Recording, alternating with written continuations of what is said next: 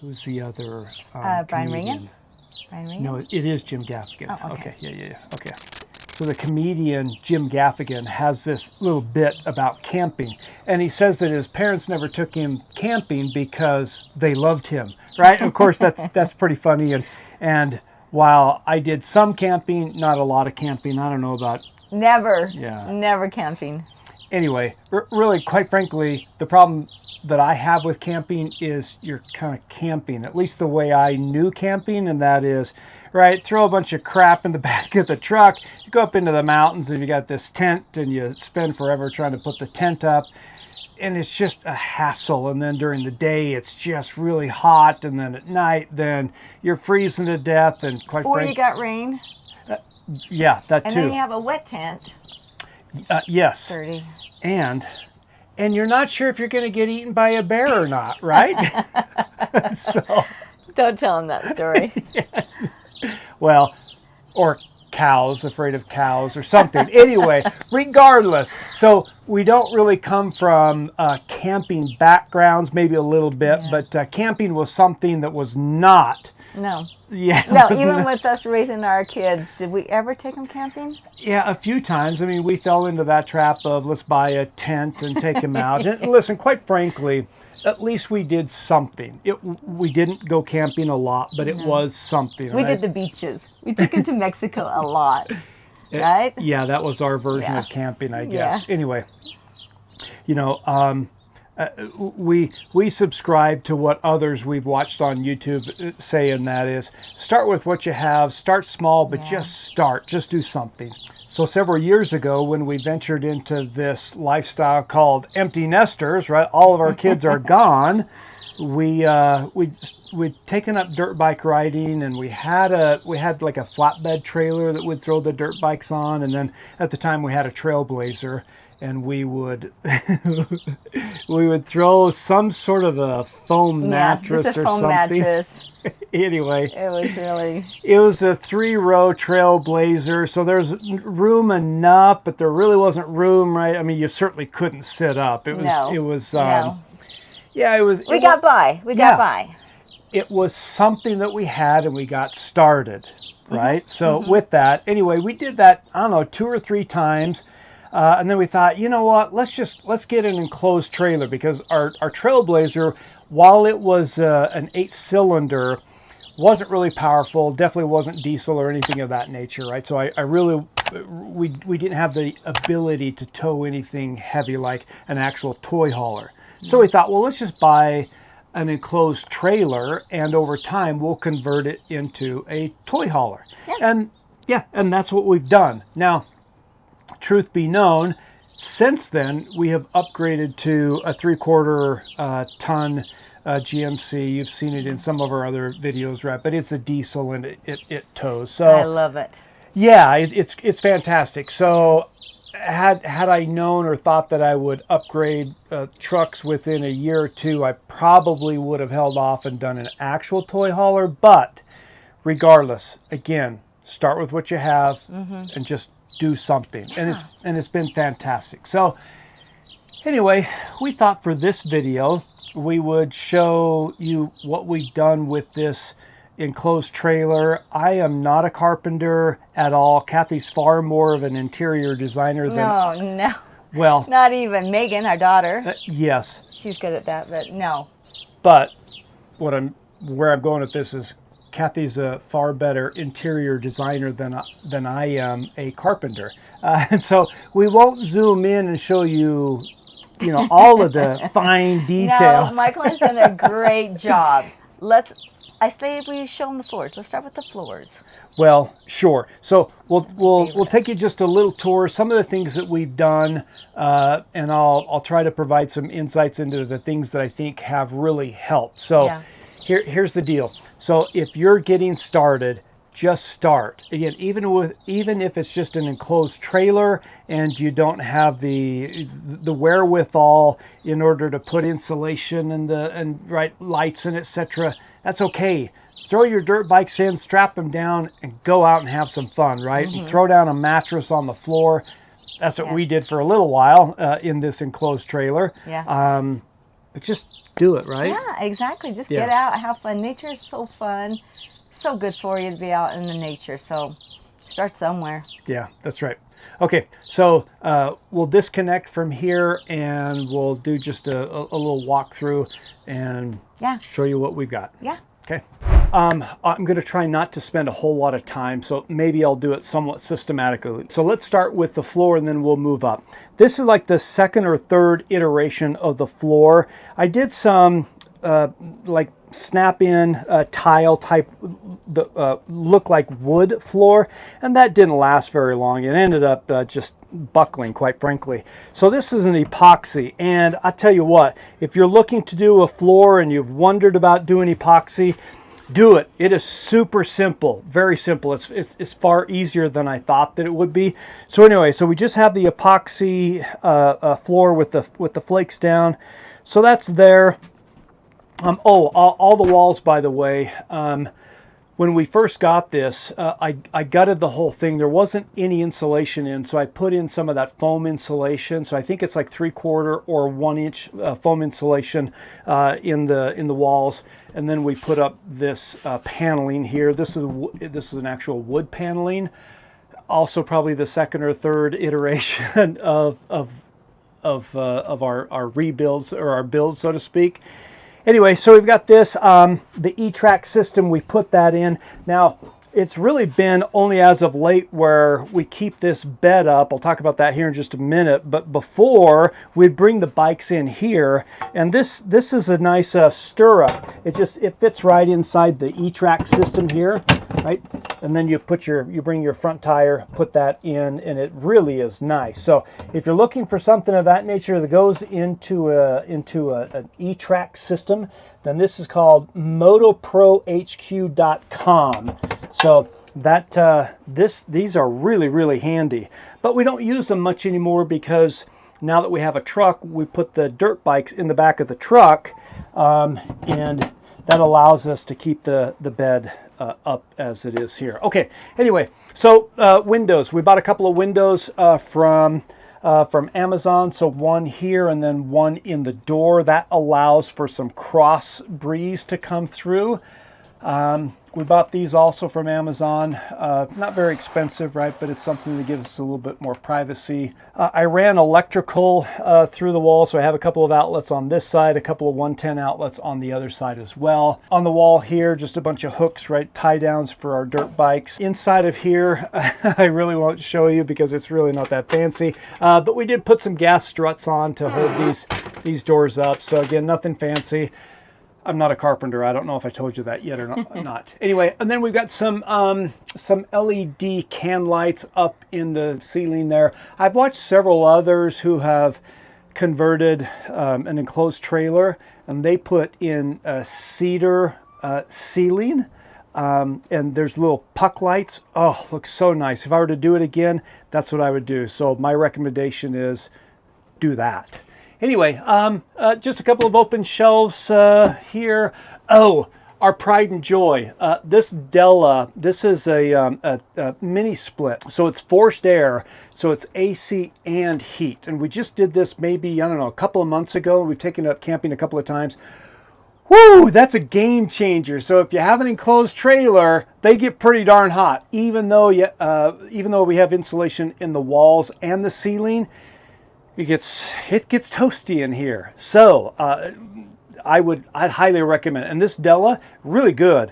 I'll show you on the outside a little trick, something different that I'd never seen anybody, and I watched lots of YouTube videos in finding this. This comes highly rated, by the way, and it's a great unit, but there's a little trick, a little something that hides all the pipe.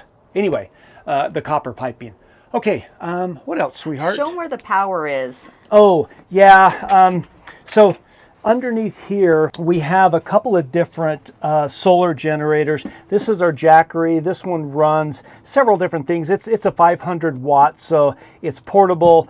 Absolutely fantastic. So if you're looking for a little portable solar generator, 1,000 times I would buy that one. I think I use that the most, don't I? Oh yeah. To make our protein shakes. Yeah. It's Watch wonderful, movies, right? phone. Yeah. So you can plug in just a normal, like a 110 jack, so to speak, or 110 outlet here, and then you've got the 12 volt there. Anyway, yeah, the Jackery is fantastic.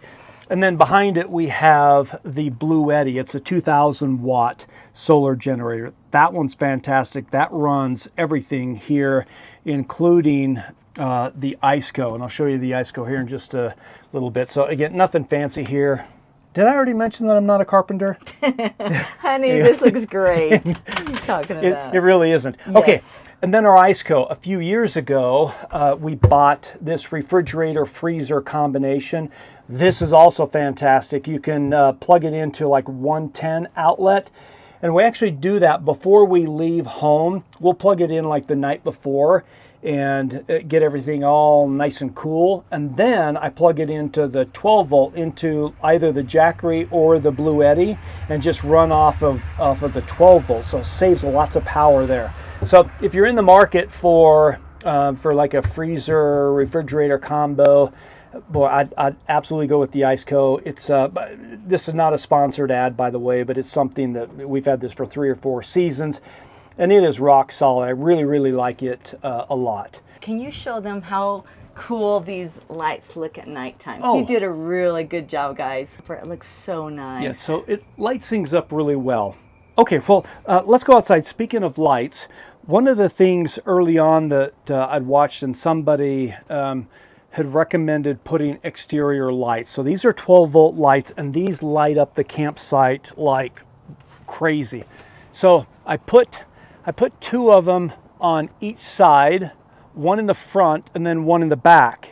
Now, so that runs off of the 12 volt, so I'll plug that into, again, either the Jackery or the Blue Eddy solar generator. Also, we wanted something that if an animal or, heaven forbid, somebody comes up during the night into our campsite that would turn on based off of movement. Anyway, we have that solar powered light that's motion detected. So, okay, what else? Oh, we also have the lock that you made. Yes, well, let's do this one here real quickly. Okay.